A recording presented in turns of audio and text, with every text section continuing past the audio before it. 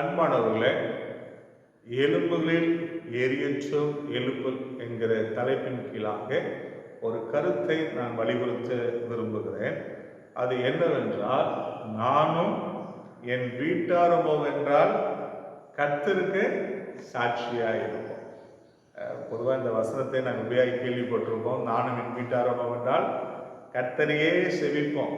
அதெல்லாம் ஒரு புறம் இருக்கட்டும், கர்த்தரை சேவிக்கிறதை, கர்த்தரை நம்புகிறதை, கர்த்தரை வார்த்தையை நான் பயன்படுத்தி செயல்படுகிறோம் அல்லவா, அந்த வாழ்க்கையை பயன்படுத்தி மற்றவர்கள் முன்பதாக எப்படி இருக்கணும்?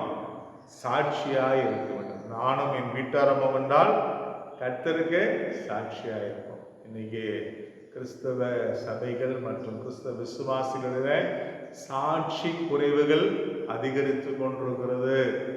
சரிங்களா? சாட்சி இல்லைன்னா ஒரு பிரயோஜனமும் இல்லை. வாழ்ந்ததுக்கான அடையாளங்கள்லாம் சாட்சியாக தான் இருக்கணும். சரிங்களா? ஆகவே சாட்சியின் ஜீவித்திற்குள்ளாய் நம்முடைய வாழ்க்கை கடந்து செல்லும் பொழுது கர்த்தர் உங்களையும் என்னையும் ஆசீர்வதிப்பார்.